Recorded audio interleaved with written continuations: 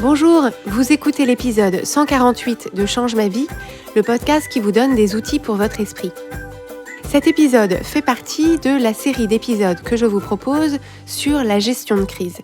Et cette semaine, je vais vous présenter ce que j'appelle l'entonnoir de gestion de crise, un outil très utile pour réussir à prendre des décisions par temps de crise. Je suis Clotilde Dussoulier, auteure, coach certifiée et exploratrice de ma vie intérieure, et je partage ici les découvertes qui ont changé ma vie. Change ma vie est un podcast publié tous les jeudis et vous retrouverez les éléments et les ressources dont je parle sur le site changemavie.com. Si vous aimez ce podcast, vous aimerez aussi la Minute Change ma vie, un message exclusif que j'envoie tous les mardis aux abonnés de la newsletter de Change ma vie. Si vous voulez vous aussi la recevoir, rendez-vous sur changemavie.com/inscription pour vous inscrire gratuitement. changemavie.com/inscription au singulier. Dans cette série d'épisodes sur la gestion de crise, donc série d'épisodes qui a démarré avec l'épisode 145 qui s'appelle le langage de la crise, nous évoquons ensemble la façon dont on peut aborder au mieux des situations de crise dans notre vie, donc à l'échelle personnelle, à l'échelle professionnelle, à l'échelle d'une organisation, d'une entreprise ou à l'échelle planétaire, comme nous en traversons à l'heure où j'enregistre cet épisode pendant cette pandémie de coronavirus. Donc ce qu'on a vu ensemble dans l'épisode 145, c'est que quand on parle de crise, on parle de situations de trouble dû à une rupture d'équilibre, donc à un équilibre qui est rompu. Suite à la rupture de cet équilibre, on traverse une période de trouble dont on sait que l'issue sera déterminante pour l'individu, pour la société, pour l'organisation ou pour la planète. Une fois qu'on a posé cette définition de l'idée de crise, on voit que cette idée de crise contient les ingrédients d'un très grand inconfort pour l'être humain. Pourquoi est-ce que ce sont les ingrédients de l'inconfort de l'être humain ? Il y a d'abord cette idée d'équilibre rompu. Et donc, on sait que l'être humain, pour pouvoir évoluer dans sa vie, dans son existence, de la façon la plus sereine possible, il a besoin d'avoir l'impression de pouvoir s'appuyer sur des choses sûres, sur des choses certaines, et donc de pouvoir s'appuyer sur un certain équilibre. Ce qui lui semble équilibré, c'est ce qui lui semble familier, ce qui lui semble sûr, et donc ça crée une illusion de sécurité qui lui évite de se préoccuper de façon chronique et constante des risques et des dangers qu'on pourrait courir. Donc à partir du moment où on est dans une situation de crise dans laquelle on évalue que l'équilibre est rompu, alors encore une fois, ça peut être à l'échelle personnelle, c'est-à-dire ça peut être l'équilibre familial qui est rompu, si on imagine par exemple une séparation ou un problème de santé, à titre personnel ou à titre familial, ça peut être à l'échelle d'une entreprise, qu'un équilibre peut être rompu, s'il y a une réorganisation de l'entreprise, s'il y a un changement des législations qui oblige l'entreprise à revoir sa stratégie, etc., ou un changement, un retournement de marché, etc. Ou ça peut être à l'échelle planétaire et globale, ça peut être une difficulté géopolitique ou ça peut être une difficulté d'ordre médical et global, comme une pandémie par exemple. Tous ces éléments-là consistant à rompre l'équilibre qui était avant. Donc cet équilibre rompu, pour l'être humain, c'est très inconfortable. Et l'idée que l'issue de cette situation de trouble sera déterminante pour l'individu, l'organisation, la société ou la planète, l'enjeu qu'on met derrière cette idée de crise va effectivement augmenter notre difficulté dans la crise parce qu'on va avoir l'impression qu'effectivement cet enjeu est énorme et que schématiquement notre survie est en danger. Donc ça peut être notre survie au sens littéral du terme, si on parle d'une situation qui représente un vrai danger pour notre survie financière ou notre survie au sens médical du terme. Ou ça peut être l'idée d'un danger pour notre survie au sens d'une mort sociale, par exemple, c'est-à-dire la survie de nos projets, la survie de notre vision, la survie de notre couple, etc. Donc dans cette idée de crise, il faut bien comprendre que à partir du moment où on se pense en situation de crise parce qu'il y a un équilibre qui a été rompu et qu'on sent que cette situation de trouble profond peut-être, va être déterminante pour nous et pour notre destin, on se met en mode survie, en fait, c'est-à-dire qu'on va être aux aguets et on va être en permanence avec la partie de notre cerveau, la partie primaire de notre cerveau, qui est complètement mobilisée pour notre survie, assurer notre sécurité. Donc c'est exactement pour ça que cette partie primaire de notre cerveau est programmée, c'est à ça qu'elle sert, et donc ça, on ne va pas chercher à le modifier. Par contre, on va pouvoir prendre conscience de ce mode survie qui s'est enclenché pour pouvoir s'en distancer un petit peu et voir de quelle façon est-ce que soit il nous rend service, soit il ne nous rend pas service. Et ce qui est vraiment important à comprendre, c'est que dans une situation de crise, à nouveau, qu'elle soit personnelle, organisationnelle ou planétaire, dans une situation de crise, ça va être très important d'avoir une réflexion qui est à la fois sur un plan immédiat, c'est-à-dire qu'est-ce qui se passe là tout de suite pour moi, d'avoir une réflexion qui se situe à moyen terme, c'est-à-dire qu'est-ce que je peux prévoir pour le moyen terme, les jours ou les semaines qui viennent, et d'avoir une réflexion à plus long terme, c'est-à-dire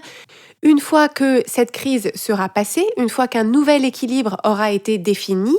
comment est-ce que les choses vont se dérouler pour moi et comment est-ce que je veux préparer ce chapitre suivant. Donc l'idée, c'est de se dire, ce qu'il se passe à l'extérieur de moi pendant une crise, c'est une chose, mais c'est la façon dont moi, je vais choisir de naviguer à travers cette crise en utilisant le pouvoir de mon cerveau pour évaluer les situations et prendre des décisions de la façon la plus judicieuse possible. C'est ça qui va être déterminant dans mon expérience à travers cette crise et aussi dans les résultats que je vais créer pour moi-même pendant cette crise et à l'issue de cette crise. C'est ça qui va faire la différence entre est-ce que je subis cette crise et j'y laisse des plumes ou est-ce que je reste sur la crête de la vague de cette crise et j'en profite pour apprendre des choses, développer des choses, découvrir des choses et préparer la suite d'une façon qui va me permettre soit de limiter la casse, soit même carrément d'en ressortir encore plus fort et encore plus prête à aborder la suite de ma vie personnelle, la suite de ma vie professionnelle ou la suite de ma vie tout court. Donc ça, je pense qu'on peut tous se mettre d'accord sur le fait que ce qui est déterminant quand crise il y a, c'est notre capacité à garder autant que faire se peut les idées claires, d'avoir une lecture judicieuse de la situation pour pouvoir prendre des décisions judicieuses sur la situation. Mais c'est là que le bas blesse, parce que quand on est en situation qu'on vit comme une situation de crise, il y a cette partie primaire du cerveau qui est en mode survie et qui a une lecture de la situation qui est à la fois court-termiste, c'est-à-dire que le mode survie, c'est toujours dans l'instant que ce mode survie s'enclenche, parce que notre survie, si on se sent en danger, on ressent des émotions de peur et de panique comme s'il y avait un danger absolument immédiat. Donc on va avoir des émotions qui vont être des émotions de la famille, de la peur et de la panique. Ce cerveau primaire est à la fois court-termiste, mais il est aussi catastrophiste. C'est-à-dire que le cerveau primaire nous prépare au scénario du pire qui peut-être va arriver dans la seconde suivante. Et donc cette partie primaire de notre cerveau qui crée de la peur, de la panique et des scénarios catastrophistes, on voit bien que ça ne va pas être notre meilleur conseiller pour traverser la situation de crise de la façon la plus posée et la plus intentionnelle possible. Et donc c'est à ce titre que je vous propose l'outil de l'épisode d'aujourd'hui que j'appelle l'entonnoir de gestion de crise. Alors, l'entonnoir de gestion de crise, c'est un outil sur lequel vous allez pouvoir vous appuyer dans une situation que vous traversez et que vous vivez comme une situation de crise pour essayer de structurer votre pensée, pour structurer votre lecture de la situation, pour pouvoir prendre des décisions d'une façon qui va être appropriée à ces différents termes, c'est-à-dire le très court terme, l'immédiat, le moyen terme et le long terme. Donc cet entonnoir de gestion de crise, je vais vous demander de faire un petit effort de visualisation pour vous le représenter dans votre esprit. C'est un entonnoir qui est à l'envers, c'est-à-dire que le goulot étroit de l'entonnoir est en haut et la partie plus évasée de l'entonnoir est vers le bas. Donc un entonnoir à l'envers. Et on va regarder ensemble ce que représente chaque étage, entre guillemets, de l'entonnoir. Alors la partie de l'entonnoir qu'on a mise vers le haut, donc le goulot, la partie la plus étroite, va représenter les faits neutres, les faits objectifs, les faits avérés qui sont portés à notre connaissance à un instant T, c'est-à-dire à l'instant où on se propose d'utiliser cet entonnoir de gestion de crise pour prendre des décisions. Donc si je me mets du point de vue de quelqu'un qui doit prendre des décisions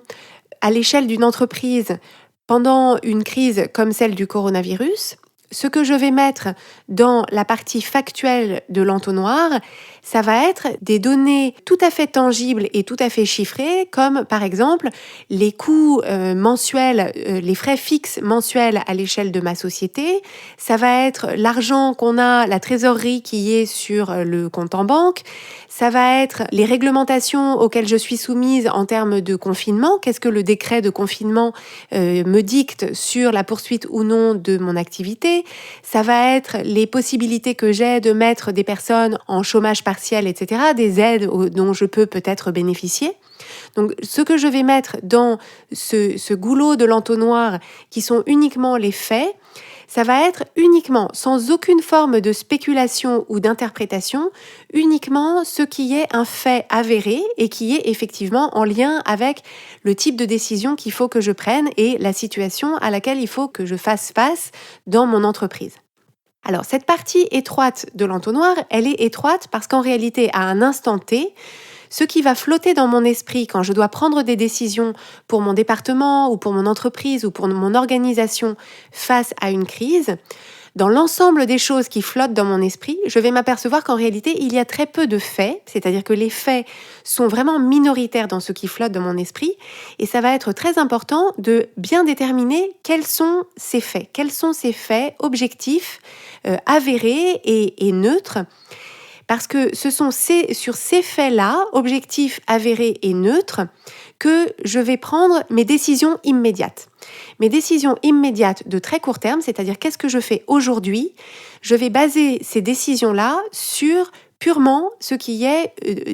factuel, avéré, objectif et neutre. Donc par exemple, est-ce que je mets des personnes en chômage partiel, oui ou non? Ça va dépendre de mes frais de fonctionnement fixes, ça va dépendre des aides de l'État ou des facilités pour mettre des personnes en chômage partiel, et ça va dépendre aussi de ma trésorerie, ça va dépendre des clients et des prestations qui sont déjà en cours, etc. Et donc tout ça, ce sont des données factuelles sur lesquelles je vais prendre mes décisions qui sont les décisions qu'il faut que je prenne aujourd'hui. Donc ça, c'est pour les décisions instantanées. Je vais les prendre en fonction au maximum des données factuelles qui sont dans le goulot de l'entonnoir. Au-delà du goulot, l'entonnoir s'évase un petit peu et donc il y a une partie au milieu de l'entonnoir qui est plus évasée que le goulot, mais qui n'est pas encore la partie la plus évasée. Donc le milieu de l'entonnoir, ce qu'on va mettre dans le milieu de l'entonnoir, ça va être ce que je pense qui est probable. Je vais mettre ici mon estimation avec tout du mieux que je peux. Ça va être bien sûr incertain, inexact et imparfait, mais je vais essayer d'avoir une évaluation de ce qui me semble probable pour le court et le moyen terme. Donc, pour imaginer ce qui va être probable, je vais essayer de m'en tenir à des estimations ou des analyses ou des éléments qui soit viennent de ma propre expérience, si j'ai déjà traversé des crises peut-être similaires à l'échelle de mon entreprise ou de ma vie personnelle, je vais essayer de me baser sur mon expérience passée, ou je vais essayer de me baser sur l'expérience passée de personnes qui ont une crédibilité sur ce sujet. Donc une crédibilité sur ce sujet parce qu'ils ont une expertise particulière sur ce sujet, qu'ils ont une expérience particulière sur ce sujet et qu'ils ont une expérience plutôt couronnée de succès et qu'ils sont capables d'en parler et d'expliquer, par exemple, typiquement dans une situation de pandémie, si je suis dans un pays qui subit la pandémie un peu en décalé par rapport à d'autres pays, je vais pouvoir essayer d'évaluer ce qui serait probable dans mon pays, dans mon secteur, dans mon entreprise, peut-être à la lumière de ce que des analystes ou des expertes dans d'autres pays ont rencontré, quelles sont les conclusions qu'ils en tirent, etc. Donc, pour remplir cette partie médiane de l'entonnoir, pour la remplir avec des choses qui me semblent probables, je vais puiser dans mon expérience personnelle, si elle est pertinente à la situation à laquelle je fais face. En plus de mon expérience personnelle, ou si je n'ai pas d'expérience personnelle là-dessus,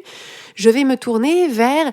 des personnes sur qui je peux me reposer parce qu'elles sont crédibles et je vais essayer en ayant une approche, en essayant de triangulariser, je vais essayer de trouver des points d'appui parmi des personnes qui sont crédibles pour construire ma propre évaluation de ce qui serait probable. Et c'est sur la base de ce que j'estime être probable que je vais prendre mes décisions de moyen terme. C'est-à-dire que c'est sur la base de ce qui me paraît probable, donc probable par rapport à ce qui s'est passé par le passé, je vais me proposer de prendre des décisions de moyen terme, c'est-à-dire est-ce qu'on réduit la voilure de l'entreprise, est-ce qu'on investit dans du matériel pour faire face à telle ou telle éventualité, est-ce qu'on forme le personnel d'une certaine façon pour faire face à telle ou telle éventualité, etc. À nouveau, en me basant sur ce qui me paraît probable. Donc évidemment, cette partie-là va être inconfortable. Ça va être inconfortable parce que quand j'essaye d'évaluer ou d'estimer ce qui me paraît probable, par définition, ce qui est probable, ce n'est qu'une probabilité, ce n'est qu'une estimation, ce n'est qu'une évaluation. Et il y a toute une partie de mon cerveau qui va être investie dans le fait de me dire « mais on n'est pas sûr, est-ce que tu es sûr, est-ce que tu es vraiment sûr, est-ce qu'il ne faut pas encore vérifier, etc. » Donc le but du jeu, quand on est dans cette partie médiane, quand on essaye de prendre des décisions de moyen terme sur la base de ce qui nous paraît probable, le but du jeu, ça va être d'accueillir cet inconfort comme faisant partie du jeu, justement, et de voir que cet inconfort est grandement préférable à l'inconfort du surplace. Parce que c'est l'inconfort de la prise de décision en temps d'incertitude, donc effectivement c'est très inconfortable, mais c'est au moins un inconfort qui nous fait prendre des décisions et donc aller de l'avant et continuer à avancer. Parce que finalement, c'est pour ça qu'on veut prendre des décisions dans une situation de crise, c'est parce que si on ne prend pas de décision, on garantit le surplace et que quand on garantit le surplace, la paralysie dans l'incertitude, l'hésitation et l'indécision, on garantit que les choses extérieures à nous vont s'occuper de prendre des décisions pour nous et qu'on aura complètement abandonné la barre du bateau qu'on essaye de conduire. Donc on accueille cet inconfort tout en essayant en permanence d'affiner notre évaluation de ce qui nous semble probable en continuant au fur et à mesure à s'informer, à rassembler des informations qui nous paraissent judicieuses et utiles dans notre prise de décision, toujours, encore une fois, en vérifiant la crédibilité des personnes auprès de qui on prend des avis, des analyses, de l'expérience et en regardant notre propre crédibilité à la lumière de nos expériences passées et de nos succès passés. Donc ça, c'est pour la partie médiane de l'entonnoir, qui est une évaluation de ce qui nous semble probable, une évaluation qui sera bien sûr imparfaite et inexacte, mais qu'est-ce qui me semble probable? Sur quoi est-ce que je base cette évaluation de ce qui est probable? Et c'est là-dessus, c'est sur la base de ça que je vais prendre des décisions qui concernent le moyen terme. On arrive maintenant à la partie la plus évasée de l'entonnoir, qui représente ce qui nous semble possible. Donc, dans cette partie la plus évasée de l'entonnoir, cette partie-là va représenter toutes les idées qu'on a, tous les scénarios qu'on imagine, toutes les visualisations qu'on peut formuler dans notre esprit,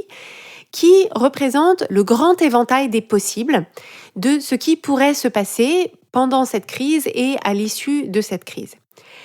Alors, ce qui est important à savoir, c'est que quand on imagine tout ce qui est possible, le biais naturel de notre cerveau va être de nous emmener vers ce qui est possible et catastrophique. C'est-à-dire que notre cerveau va naturellement nous présenter toutes les possibilités les pires ou les plus embêtantes ou les plus risquées ou les plus dangereuses ou celles qui auront l'impact le plus défavorable pour nous. Donc ça, c'est pas du tout un problème. C'est le travail de notre cerveau de faire ça et c'est précieux parce que ça représente une partie du tableau. C'est-à-dire que comme on est face à une situation d'incertitude, bien sûr, il est possible que le pire se passe. Le pire est toujours possible, donc le pire fait partie des scénarios possibles. Donc on va vouloir intégrer cette partie-là des possibles dans notre évaluation des possibles. Mais par contre, ça va être important de pondérer et de contrebalancer cette vision catastrophiste en s'assurant qu'on donne le même temps d'antenne, un temps d'antenne équivalent ou supérieur à ce qui est possible et plus neutre, ou ce qui est possible et plus favorable, voire ce qui est possible et qui serait même le scénario, le scénario de rêve. C'est-à-dire, est-ce qu'on peut même arriver à imaginer une situation future, donc peut-être à moyen plus ou long terme, imaginer une issue à cette crise dans laquelle, en réalité, cette crise ait été quelque chose de formidable pour nous, quelque chose de formidable pour notre entreprise, quelque chose de formidable pour l'humanité, quelque chose de formidable pour la planète. Donc l'idée, dans un premier temps, ça va être de se demander qu'est-ce qui se trouve dans la partie des possibles, la partie la plus évasée de notre entonnoir. Qu'est-ce que notre cerveau nous présente comme scénario du pire le plus spontanément ? Qu'est-ce qu'il nous présente spontanément comme scénario un peu mitigé, c'est-à-dire un peu en demi-teinte. On arrive à peu près à s'en sortir et on n'est pas mort, voilà, et on est un peu éclopé, mais ça va à peu près. Et de s'assurer qu'on couvre bien dans notre éventail des possibles tous les possibles, y compris les possibles vraiment souhaitables, vraiment favorables. Donc sur la partie la plus souhaitable et la plus favorable, ça va nous demander un vrai effort parce que justement, si on se souvient, comme on est dans un état d'esprit de crise, comme on a l'impression et notre lecture de la situation, c'est qu'on est dans une situation de crise, on est spontanément plutôt tourné vers les scénarios catastrophiques et les scénarios défavorables. Donc ça, c'est complètement normal, on ne va pas se juger là-dessus, mais on va bien sûr répertorier ces scénarios du pire et s'assurer qu'on peuple bien le reste, qu'on remplit bien la totalité de la circonférence de l'entonnoir côté évasé avec la très grande variété des possibles et qu'on utilise notre imagination pour imaginer aussi, de façon aussi vive et de façon aussi appuyée, le scénario du meilleur. Alors une fois qu'on a fait ça, une fois qu'on a peint la palette complète des scénarios possibles, du scénario le plus sombre au scénario le plus lumineux, on va pouvoir commencer à regarder ces différents scénarios et se poser les bonnes questions au sujet de ces scénarios. Pour les scénarios qui sont du côté sombre de la palette, les bonnes questions, ça va être qu'est-ce que je peux faire dès aujourd'hui ? Qu'est-ce que je peux faire actuellement ? Quelles graines je peux commencer à planter ? Quelle stratégie est-ce que je peux employer dès maintenant ? Soit pour rendre ce scénario sombre moins probable, c'est-à-dire m'en protéger, faire en sorte qu'il n'arrive pas, si c'est en mon pouvoir. Et s'il n'est pas en mon pouvoir que ça se produise, comme par exemple une pandémie avec le nombre de cas infectés par exemple, ou la durée du confinement, je n'ai pas personnellement le pouvoir d'influer là-dessus. L'idée, ça va être, si ce scénario du pire, il y a une partie qui échappe à mon contrôle, de quelle façon est-ce que je peux limiter la casse, limiter l'impact, de quelle façon est-ce que je peux me protéger de ce scénario pour faire en sorte que ce scénario ait un impact moindre sur mon activité professionnelle, sur ma vie de famille, sur ma vie tout court. Donc ça va être pour les scénarios du côté le plus sombre. C'est qu'est-ce que je peux... On va se servir de ces scénarios, non pas pour créer de la panique ou nourrir notre peur ou aller se mettre en boule dans un coin en suçant son pouce, mais pour se dire, il est possible. Ce scénario-là, il est possible. Je l'ai évalué comme étant possible. C'est pas mon scénario préféré et c'est pas celui que j'appelle de mes vœux, mais il est effectivement possible. Et donc, comme je suis une grande fille ou comme je suis un grand garçon, je vais me demander comment est-ce que je peux faire quelque chose pour éviter au maximum que ça se produise. Et si effectivement il se produit, qu'est-ce que je peux faire maintenant et qu'est-ce que je pourrais faire à ce moment-là pour faire en sorte que ça me coûte le moins émotionnellement ou humainement ou financièrement. Donc ça, c'est pour la partie sombre de la palette. Pour la partie plus lumineuse, c'est-à-dire les scénarios qui sont plus favorables, l'idée, ça va être de s'assurer qu'au quotidien, on continue à nourrir ces scénarios. Ça va être de se proposer de nourrir ces scénarios, de nourrir cette vision et de s'assurer qu'on garde vraiment en tête et de façon assez centrale l'idée que oui, une issue favorable à la crise existe et d'essayer au maximum d'utiliser cette vision pour nous guider au quotidien, nous guider dans les décisions qu'on prend, pour que notre façon d'aborder la crise, de la traverser et de préparer l'après ne soit pas uniquement en position défensive, en position je fais le dos rond et j'essaye de me protéger du pire, mais qu'elle soit plus intentionnelle et plus constructive au quotidien en direction de cette vision d'avenir qui nous plaît davantage. Et ça va être crucial, d'une part parce que dans notre quotidien, notre expérience émotionnelle, quand on a cette vision nourrie, riche et bien visualisée dans notre idée d'une issue favorable ou d'une issue souhaitable pour cette crise et pour l'après-crise, quand on a cette vision-là qui est nourrie et vivante au quotidien, on va avoir un ressenti émotionnel qui sera beaucoup plus agréable au quotidien, donc ça c'est déjà important. Mais en plus, en termes d'action, ce qu'on va faire, c'est que le fait d'avoir cette vision-là va nous engager dans nos actions à la préparer, va nous engager à planter des graines, va nous engager à continuer à nourrir la qualité de nos relations, à continuer à créer de la valeur dans nos relations, dans notre entreprise, dans notre équipe, dans notre communauté, dans notre famille, etc. Parce que si on a dans l'idée que après la crise viendra quelque chose de bien, on va commencer à planter dès maintenant les graines de ce quelque chose de bien. On va être inspiré, on va être guidé, on va être élevé par cette vision favorable de l'après-crise. Donc c'est vraiment dans cette partie évasée de l'entonnoir, vous voyez que côté sombre, les bonnes questions, ça va être comment est-ce que je diminue la probabilité que ça se passe ou comment est-ce que je m'en prémunis, comment est-ce que je m'en protège. Donc ça va être ce qu'on va faire sur la partie sombre des possibles. Et sur la partie lumineuse des possibles, notre travail, ça va être de nourrir cette vision autant que possible au quotidien et d'entreprendre autant que possible des actions qui sont alignées avec cette vision, en sachant que ce sont les actions qui sont alignées avec cette vision aujourd'hui qui vont rendre plus probable ce scénario souhaité. Quelle que soit la situation de crise dans laquelle vous vous trouvez au moment où vous écoutez cet épisode, que ce soit une situation de crise en lien avec la pandémie du coronavirus ou toute autre crise que vous pourriez rencontrer dans votre vie personnelle, familiale ou professionnelle, je vous propose d'emporter avec vous cet outil de l'entonnoir de gestion de crise pour pouvoir vous concentrer sur les faits avérés, objectifs et neutres pour vos décisions de très court terme, pour pouvoir vous baser sur ce qui vous semble probable pour vos décisions de moyen terme et vous baser sur l'ensemble de ce qui vous semble possible pour prendre des décisions qui concernent le long terme. Si vous aimez Change ma vie, vous allez adorer Change ma vie mode d'emploi. Change ma vie mode d'emploi, c'est le programme de coaching qui va vous donner des ailes pour atteindre tous vos objectifs de vie. Grâce à notre méthodologie unique, nous allons vous guider pas à pas pour développer la vision riche et vivante de ce que vous voulez. Nous allons vous aider à trouver la clarté sur la façon la plus simple et la plus directe de l'obtenir et nous allons vous apprendre à soutenir votre élan tout du long en surmontant les obstacles avec confiance pour vous sentir avancer tous les jours vers la vie à laquelle vous aspirez. Si vous écoutez Change ma vie, c'est que vous savez que vous avez une vie extraordinaire à vivre. Une vie qui a du sens et un impact, et c'est notre mission et notre passion de vous y aider. Je vous donne donc rendez-vous dès aujourd'hui sur changemavie.com/coaching pour avoir toutes les informations.